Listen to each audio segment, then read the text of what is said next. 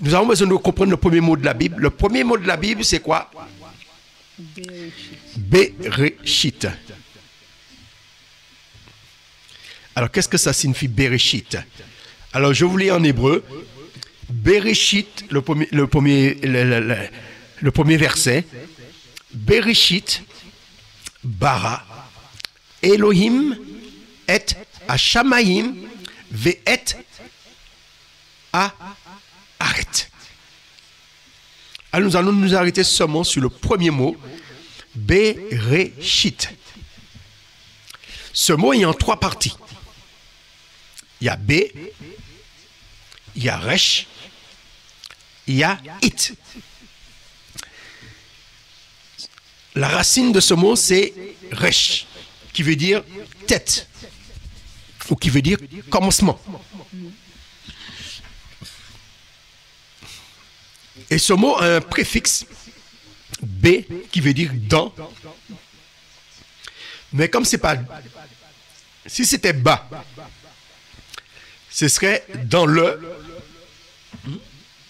Si c'était bas, ce serait dans le, dans la, dans les, ou au singulier, ou au pluriel, ou en, ou pendant. Mais là, c'est B. Ça veut dire qu'il n'y a pas d'article. C'est pas défini. Alors, le préfixe ici signifie soit c'est dans un, si c'est un mot masculin, ou dans une, si c'est un mot au féminin, ou dans des. Hein? Ce sont des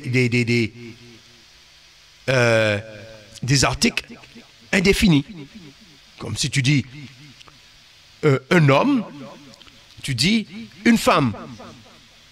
C'est indéfini. Mais si tu dis l'homme, si tu dis un homme, je sais pas, un homme a mangé le fruit.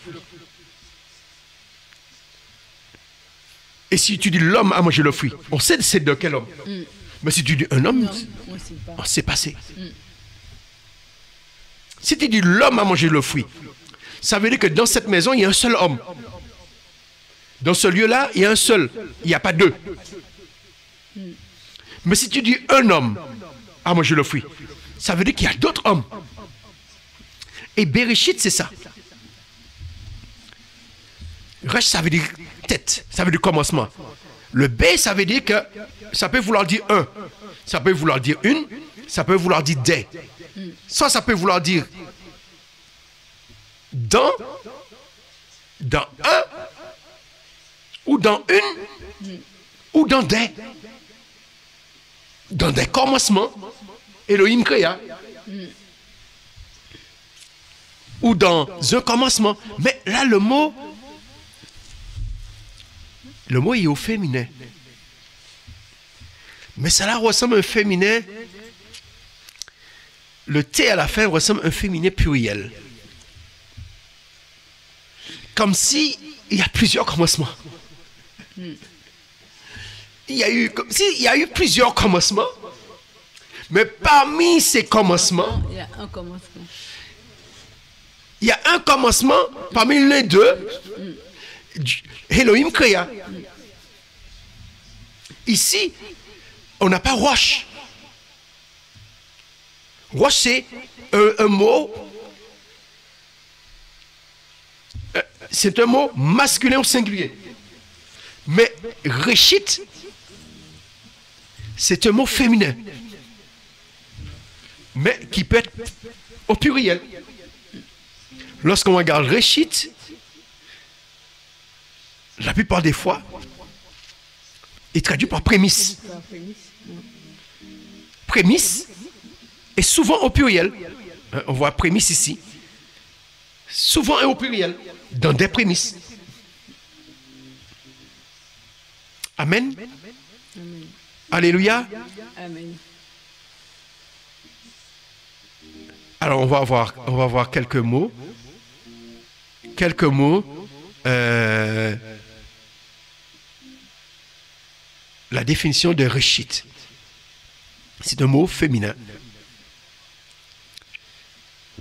qui peut être traduit par d'abord et par aussi premier, par commencement, comme dans Genèse, par meilleur. Hein. Quelque chose de prémisse, c'est quelque chose de meilleur. Ça peut être traduit aussi par chef et par principal. Si on traduit Genèse premier, au lieu de mettre au commencement, on peut traduire par premièrement. Elohim créa les cieux et la terre. Ouais. Ça veut dire que s'il a premièrement, il y a une suite. Et qui veut dire que le « et » de Genèse du deuxième verset « et la terre ». Cela veut dire ensuite. La terre devint tohu bohu. Ça veut dire premièrement. Ou, comme c'est un mot féminin, c'est première. Première, Dieu créa les cieux et la terre. On voit quand le Seigneur crée le cycle des 7 jours, eh bien, le premier jour, il appelle le jour premier. Le jour 2, jour 3, jour 4, etc. Et le 7e jour, il s'est reposé.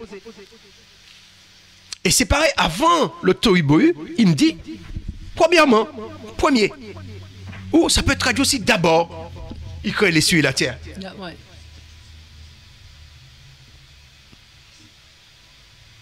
Et après, la terre était tohu bohu. Mais d'abord, il les avait déjà créés. Il créait avant qu'il soit tohu bohu. Hein, ça peut être chef, ça peut être traduit par principal, prémisse, meilleur. Voilà. Comme je vous ai dit, le mot roche, ça veut dire la tête. Amen. Réchit vient de roche. Mais roche et réchit, il y a une différence. Roche, ça veut dire, c'est vraiment le mot qui veut dire commencement. Roche, ça peut être traduit par tête, par sommet, par chef, par...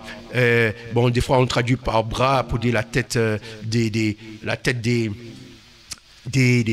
fleuves dans le jardin d'Éden, etc.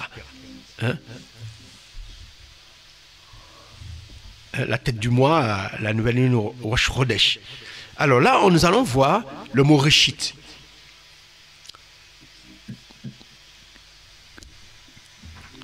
Qui a été traduit dans d'autres textes.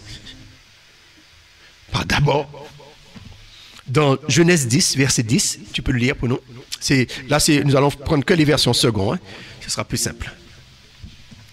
Alors. Que la version seconde. Il régna d'abord sous Babel, Érec, Akkad et Calné au pays de Shinéa. Amen.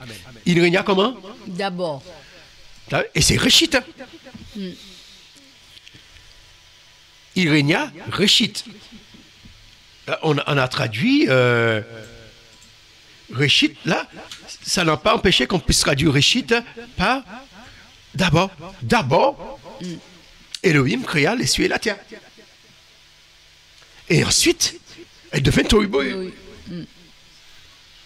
Puisque nous sommes dans la généalogie de les cieux et de la terre.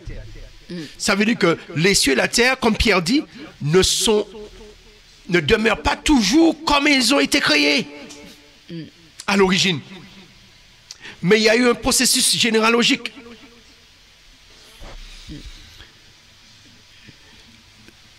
Genèse 49, verset 3. Là, le mot prémisse. J'avais déjà lu. Ruben, toi, mon premier-né, ma force et les prémices de ma vigueur, supérieure en dignité et supérieure en puissance. Ma force et les prémices de ma vigueur. Le mot prémisse ici, c'est Réchit. Qui veut dire, on peut traduire à la place du mot au commencement, avec des prémices. Dans des prémices, Elohim créa, ou dans ses prémices, ou dans des prémices, il créa les cieux et la terre. Ça peut être traduit aussi par avant ou au départ. C'est pourquoi quand on dit au commencement,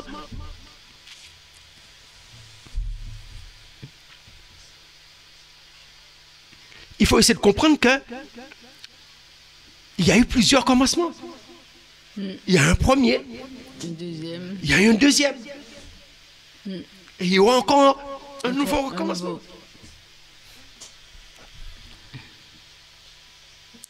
Ton ancienne prospérité semblera peu de choses, celle qui t'est réservée sera bien plus grande. Ton ancienne Prospérité. C'est le mot Réchit, le même mot que Bereshit, le même mot que du premier mot de la Bible. Et là, il dit ancienne prospérité. Qui veut dire que ça peut être traduit par l'ancienne prospérité. Les cieux et la terre. Dieu créa les cieux et la terre. Et ça rejoint ce que Pierre dit, qu'il y a eu un ancien monde, il y a eu une ancienne prospérité qui a été détruite. Dans l'ancienne prospérité, Dieu créa les cieux et la terre. Cette traduction, elle est valable. C'est le choix des traducteurs entre le mot commencement et ancienne prospérité, ou premièrement. Là, c'était Job 8, hein, verset 7. Voilà, oui. Il est la première. Job 40, verset 19. Le mot Réchit, qui est traduit ici par la première. Il est la première des œuvres de Dieu. Celui qui l'a fait l'a pourvu d'un glaive. Il est la première des œuvres de Dieu. Là, c'est la première. On a traduit le mot Réchit par la première des œuvres de Dieu. Comme pour la création. La première des œuvres, c'est quoi? Le ciel et la terre. La première. Bien que, et le Seigneur dit que lui, il a été créé avant. Avant que le monde soit. Avant le premier grain de poussière. Mais il dit que lui, il est l'œuvre la plus ancienne. Hein? Dans Proverbe 22, Proverbe 8, verset 22, on peut le lire. L'Éternel m'a créé la première de ses œuvres, avant ses œuvres les plus anciennes. Amen. Là, on nous parle des œuvres les plus anciennes dans Job. Et lui, il nous parle que lui, il est la première, Réchit, avant même les œuvres les plus anciennes. Ouais. Puisque nous avons vu que ancienne prospérité peut être traduit aussi, et ça vient de Réchit. Qui veut dire qu'il y a eu plusieurs commencements. Avant les commencements des cieux et de la terre, eh bien, il avait déjà un autre commencement. C'est pourquoi Yeshua dit qu'il est le commencement et la fin. Le commencement et la fin, ça ne veut pas dire qu'il dit qu'il est le commencement, ça ne veut pas dire qu'il parle de Genèse premier. Il parle que avant le commencement des cieux et de la terre, il existait déjà. Lui, il est le commencement de notre temps. Il est le commencement avant les cieux et la terre.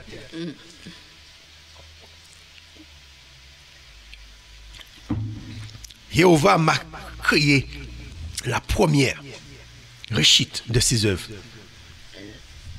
C'est pourquoi lorsqu'on parle des prémices, beaucoup parlent des prémices pour amener de l'argent pour eux. Ils ne savent pas que ça veut dire prémisse. Prémisse, ça veut dire la première des œuvres de Dieu. Ça veut dire que la première des œuvres, ça n'a pas été l'eau. Ça n'a pas été les ténèbres. Les cieux et la terre. La première des œuvres visibles a été les cieux et la terre. Ça n'a pas été l'eau.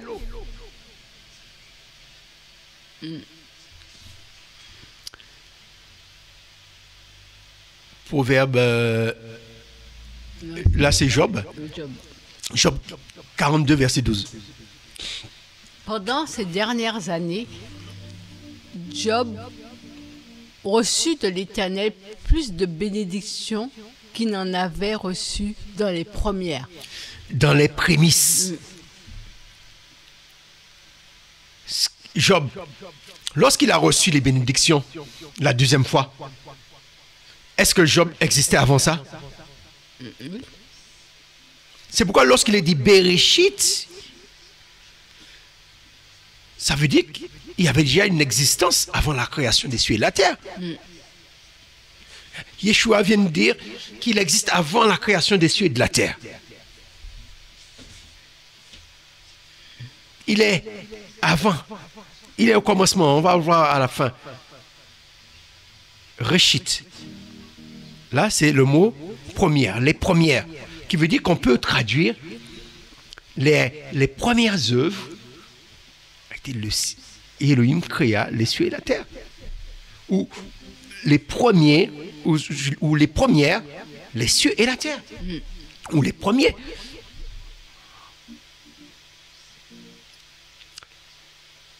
Alléluia. Alors, Proverbe 1, verset 7, toujours dans la version de second. Alors, la crainte de l'Éternel est le commencement de la science. Les insensés méprisent la sagesse et l'instruction. Voilà, il y a d'autres versets qui parlent dans Psaume, même dans Proverbe. La crainte de l'Éternel est le commencement de la sagesse. Mais le mot commencement là, c'est le mot Reshit, qui veut dire la première des choses pour avoir la science, la connaissance, l'instruction, La sagesse, la sagesse, c'est la crainte. c'est la crainte. La crainte, ce n'est pas après que ça vient. C'est avant. C'est avant. La crainte de l'Éternel, et à ce moment-là, on est instruit. Mais lorsqu'on ne craint pas, on a nos idées bien préconçues. On est dogmatique. Que le ciel a été créé comme ça, ainsi comme ça. Il n'y a pas eu un premier monde avant. Mais lorsqu'on a la crainte, on est ouvert. Quand tu n'as pas la crainte, tu n'es pas ouvert d'esprit. Quand tu n'as pas la crainte, tu es orgueilleux. Et tu confonds l'orgueil et la foi. Oui. Tu es convaincu, mais par ton orgueil. Tu es un orgueilleux convaincu. Mais quelqu'un qui est humble, il écoute. Il écoute ce que pensent les autres.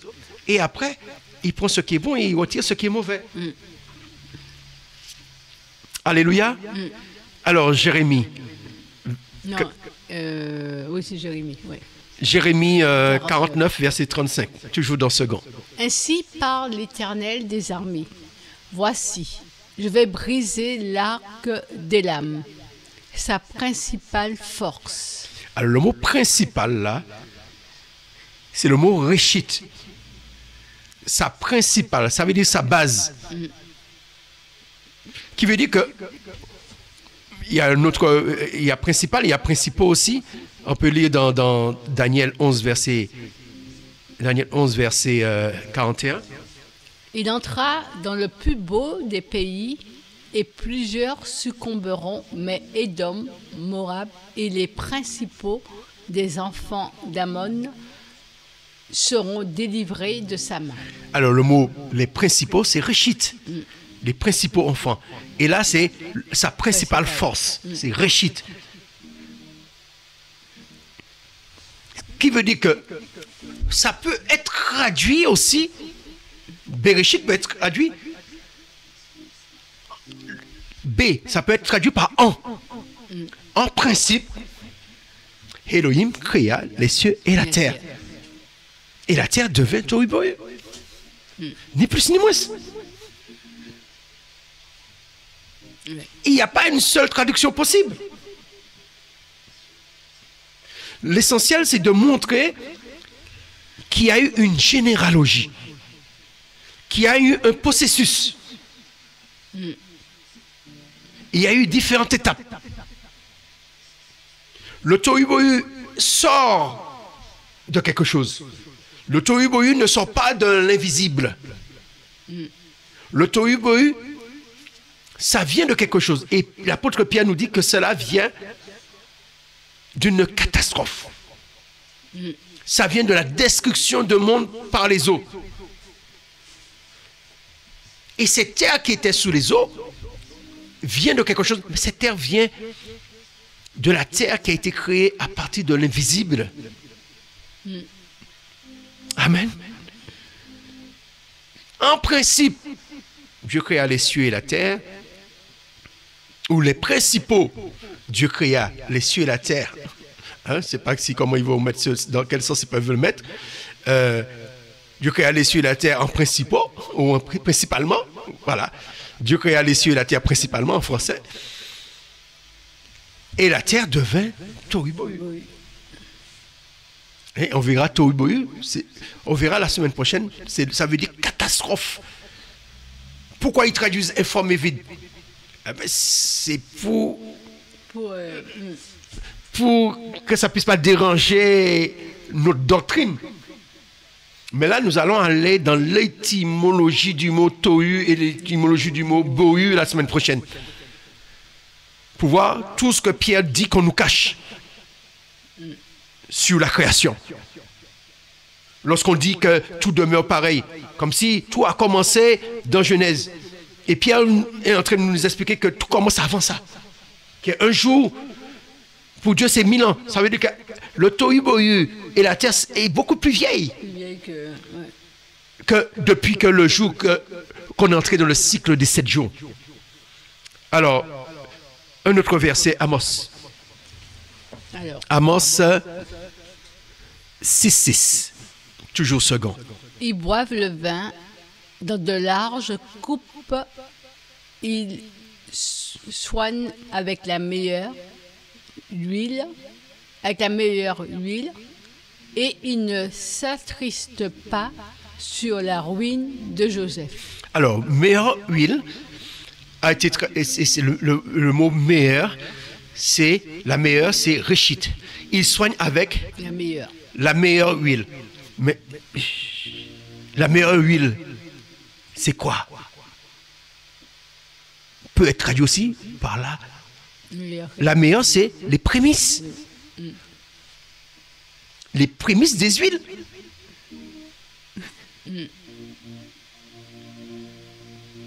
La meilleure, je ne sais pas, l'huile, elle est... Ça veut dire que lorsqu'on comprend de l'huile,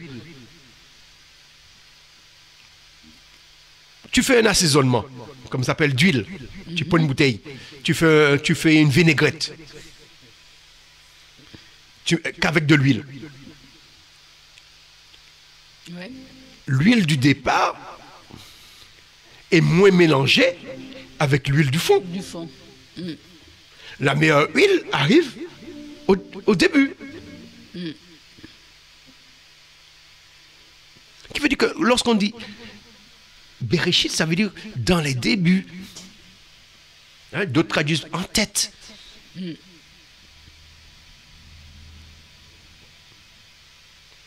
Mais il faut aussi comprendre quand on dit en tête, il manque quelque chose. Il manque l'article indéfini qui montre qu'il y a plusieurs têtes. Hein, comme dans l'Apocalypse, on nous parle de plusieurs têtes. Mais la création aussi, il y a plusieurs têtes. Il y a plusieurs commencements. Yeshua est le commencement. Amen. Le commencement des cieux et de la terre, c'est un autre commencement. Lorsque le premier jour de la semaine, c'est un recommencement. Oui, qu'on a fini. Quand le Seigneur met la lune, en hébreu, Rodesh, le mois, ça veut dire le renouvellement. De notre mois. Voilà, c'est le renouvellement. Il ne parle pas de la création d'un nouveau moi, mais le renouvellement. Pierre et Salomon dit qu'il n'y a rien de nouveau. C'est un renouvellement sous le ciel. Nous sommes dans le renouvellement. Alléluia. Amen. Le mot meilleur. Alors, nous n'avons pas ce texte en hébreu, le texte de Jean. Il est qu'en grec. Mais le mot au commencement dans Jean 1er, versets 1 et 2. Comment... C'est une interrogation écrite, hein? Une interrogation orale. Hein? Je t'interroge. Comment on va traduire cela? Si on reprend notre texte du départ, notre texte du départ qui montre que la création à partir du visible et la création à partir de l'invisible. Amen. Alors, comment on peut traduire ce mot au commencement? Est-ce qu'on peut le traduire par roche, par réchit? Est-ce qu'on peut dire au commencement, c'est à partir du visible? Qu'il est dit au commencement était en grec le logos, hein, la parole. Et la parole était vers Elohim. Et Elohim était le logos. Et il était au commencement vers Elohim. Mais au commencement là, était le logos, était la parole. Ce au commencement date quand? À partir de Genèse 1er ou avant Genèse 1er? Avant. Avant. Avant. Le commencement de la parole et avant Bereshit. Avant. Et avant les cieux et la terre. Puisque les cieux, après il nous explique que c'est le Logos a créé tout, avec Elohim toutes choses. Ils existent avant le commencement des cieux et de la terre. Le Logos était vers Elohim et Elohim était le Logos. Il était au commencement vers Elohim. Et après, dans Jean, à partir du verset 3, toutes choses ont été créées par elle. Là maintenant, on entre dans Genèse 1er. Oui, après on entend, ouais, parce que ouais, il dit un mot, voilà, la lumière soit. Mais Genèse 1er a été créé, comment dire, Genèse 1er,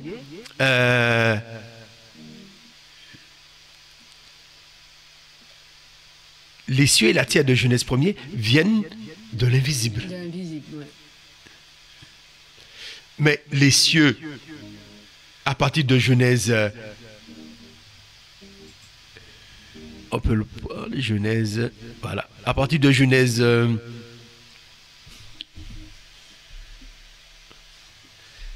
Genèse 1, verset, attendez, voilà, comme ça, Genèse 1, le premier jour, la lumière apparut. Ouais. Il y avait des ténèbres avant. Le second jour, le firmament apparaît au milieu des eaux. Le troisième jour, les eaux qui sont au-dessous des cieux, et ils se sont rassemblés. Tout ça, ce sont des choses visibles. Le quatrième jour, il est dit que les luminaires apparaissent. Amen. Amen. Les animaux, l'homme, disons les oiseaux et les poissons, les animaux et l'homme, tout ça, ça vient de la terre. Amen. Amen. Voilà. Il était important que nous puissions comprendre notre création. Dans quelle création que nous sommes? Sommes-nous dans la création du commencement du tout premier commencement, Adam a-t-il été créé dans la première création ou Adam a-t-il été créé après la destruction d'un premier monde? Amen. Amen. Alors, la semaine prochaine, nous allons continuer notre étude sur ce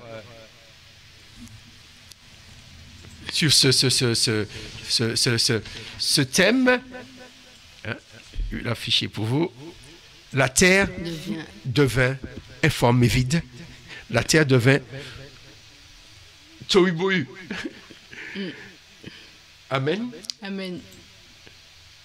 La terre devint tohu-bohu. Est-ce qu'ils ont raison? Dieu dit que la terre devint tohu-bohu. On va voir ça. Est-ce que la terre existait déjà avant ça? Avant ça. Parce qu'il dit la terre devint. Voilà. Devint, c'est quoi? Est-ce que lorsqu'il a créé la terre dans Genèse 1er, elle n'était pas tohu-bohu? Comme ça, on va essayer de comprendre le mot tohu-bohu la semaine prochaine. Amen. Amen. Alors, je te laisse terminer et puis me dire, voilà, qu'est-ce que tu en tires de tout ça? Non, on avait déjà vu, tu m'avais déjà expliqué. Oui, mais les auditeurs, voilà. Pour ça, et moi, ça m'a encore plus éclairé. Ce qui m'a encore plus éclairé, c'est Pierre qui dit qu'il ignore volontairement que la terre était, voilà. Qu'il y avait une terre autrefois. Et qu'il y avait une terre autrefois. Voilà. Alors, jusqu'à quand le peuple chrétien et le peuple juif va demeurer dans l'ignorance?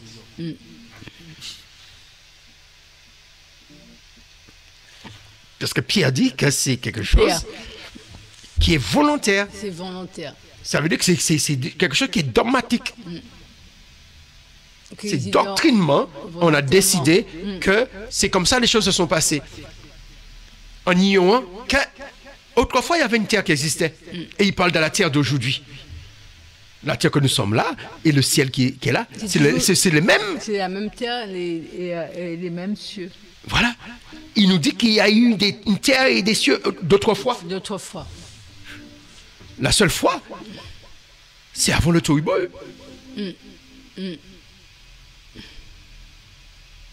Mais après le tohu-bohu, la terre est toujours pareille. Oui. Amen. Alléluia. Amen. Que son nom soit béni. Je vais vous passer un titre sur Genèse que nous venons de